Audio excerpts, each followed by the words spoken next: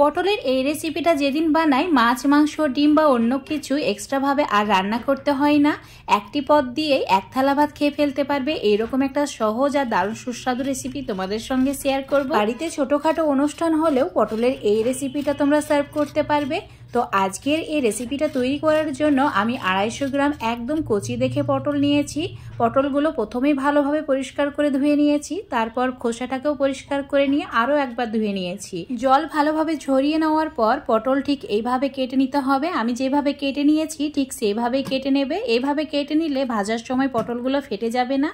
তো আমার সব পটলগুলো কেটে নেওয়া হয়ে গেছে। সামান্য পরিমাণে নুন, হলুদ গুঁড়ো আর অ্যাড করে দিচ্ছি কাশ্মীরি লঙ্কার গুঁড়ো। এখানে সমস্ত মশলাই মানে 3টি মশলা একদম অল্প পরিমাণে অ্যাড করতে হবে, তারপর হাত দিয়ে ভালো করে মেখে নিতে হবে। মাখা হয়ে গেলে 5 মিনিটের জন্য এটা রেস্টে রেখে দিতে হবে। ততক্ষণে আমি একটা মশলা তৈরি করে নিচ্ছি। হাফ বাটি জলের মধ্যে হাফ চামচ হলুদ গুঁড়ো, হাফ চামচের একটু বেশি ধনে গুঁড়ো আর দিয়েছি জিরে গুঁড়ো, সামান্য পরিমাণে লঙ্কা গুঁড়ো, ঝালের পরিমাণটা একটু কমই দিতে হবে। আর দিয়েছি রঙের জন্য কাশ্মীরি লঙ্কার গুঁড়ো, একটু বেশি পরিমাণে কাশ্মীরি লঙ্কার গুঁড়োটা অ্যাড করবে। তারপর ভালো করে মিশিয়ে নিয়ে এটা এখন রেখে দিতে হবে। এবার চুলোর উপর নিয়ে নিতে হবে একটা কড়াই। চুলোর আঁচটা মিডিয়াম টু লো রেখে দিয়ে দিলাম প্রায় 25 গ্রাম মতো সর্ষের তেল। তেলের পরিমাণটা একটু বেশি রেখেছি, তোমরা চাইলে কম বা বেশি করে নিতে পারো। এবার মশলা মেখে রাখা পটলগুলোকে অ্যাড করে দিতে হবে। তারপর এইভাবে অনবরত নাড়াচাড়া করে একদম হালকা একটু লালচে হওয়া পর্যন্ত ভেজে নিতে হবে। এই সময় পটল প্রায় 80% মতো সেদ্ধ হয়ে যাবে। তো দেখো খুব ভালোভাবে হালকা লালচে কালার হয়ে গেছে। তো এটাকে তুলে একটা প্লেটের মধ্যে রেখে দিচ্ছি। কড়াইয়ে যে তেলটুকু আছে তার মধ্যে একটি শুকনো লঙ্কা, তেজপাতা, দারচিনি, এলাচ আর সামান্য পরিমাণে গোটা জিরে অ্যাড করে দিচ্ছি। এবার এই সমস্ত গোটা মশলা চুলোর ফ্লেমটা একদম কম করে দিয়ে লালচে করে ভেজে নিতে হবে। তেল থেকে যখন ধোয়া উঠতে শুরু করবে অ্যাড করে দিতে হবে 3টি ছোট সাইজের টমেটো। যদি বড় সাইজের টমেটো না তাহলে একটা দিলেই হবে। স্বাদ মতো নুন অ্যাড করে দিতে হবে। এবার এটা অনবরত নাড়াচাড়া করে টমেটো সফট হওয়া পর্যন্ত ভেজে নিতে হবে। দেখো তেল ছেড়ে দিয়েছে আর টমেটো অনেকটা গলে গেছে। এবার এর মধ্যে 2টি কাঁচা লঙ্কা, হাফ ইঞ্চ মতো আদা অল্প একটু জল দিয়ে একদম মসৃণভাবে পেস্ট করে সেটা অ্যাড করে দিতে হবে। তারপর অনবরত নাড়াচাড়া করে 1 মিনিট ভেজে নিতে হবে। মশলা থেকে সুন্দর গন্ধ বের হবে আর দেখতে ঠিক এইরকম হবে। তখন অ্যাড করে দিতে হবে আগে যে আমরা মশলা একটা বানিয়ে রেখেছিলাম জলের মধ্যে দিয়ে, সেটা অ্যাড করে দিতে হবে। আর তার সঙ্গে 1 চামচ চিনি অ্যাড করতে হবে। এবার এই মশলা একটু সময় নিয়ে ভালো করে কষিয়ে নিতে হবে।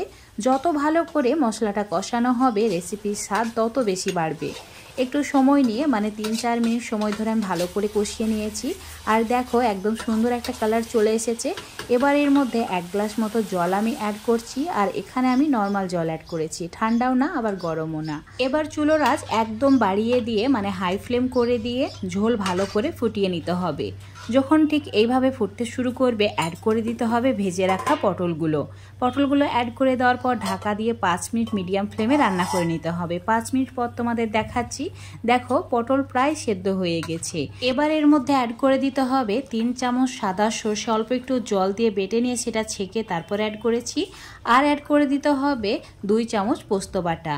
এই 2টি উপকরণ অবশ্যই এই সময় অ্যাড করে দেবে। তারপর ভালো করে মিশিয়ে নিতে হবে। মিশিয়ে নেওয়ার পর চুলোর আঁচ একদম কমিয়ে দিয়ে 5 মিনিট ঢাকা দিয়ে রান্না করে নিতে হবে। তো আমি 2টি কাঁচা লঙ্কাও অ্যাড করে দিয়েছি জাস্ট ফ্লেভারের জন্য। এবার ঢাকা দিয়ে 5 মিনিট লো ফ্লেমে রান্না করে নিচ্ছি। তো তোমাদের আমি 5 মিনিট পর দেখাচ্ছি। দেখতেই পাচ্ছ কত সুন্দর একটা কালার চলে এসেছে। এবার চুলোটাকে অফ করে দিয়ে একটু নাড়াচাড়া করে নিতে হবে। তারপর ব্যাস তৈরি হয়ে গেল দারুণ সুস্বাদু নিরামিষ রেসিপি। এই রেসিপিটা যে কোনো সময় তোমরা তৈরি করে নিতে পারবে। তৈরি করা যেমন সহজ তেমনি খেতেও দারুণ সুস্বাদু। গরম ভাতের সঙ্গে খেতে খুবই ভালো লাগে। অবশ্যই এভাবে একবার রান্না করে খেয়ে দেখবে। আশা করছি আজকের রেসিপিটা তোমাদের ভালো লেগেছে। ভালো লাগলে অবশ্যই লাইক, শেয়ার, কমেন্ট করে দেবে। ফেসবুক পেজ থেকে রেসিপিটা দেখলে পেজটাকে ফলো করে নেবে। ইউটিউব থেকে দেখলে চ্যানেলটাকে সাবস্ক্রাইব করে রাখবে।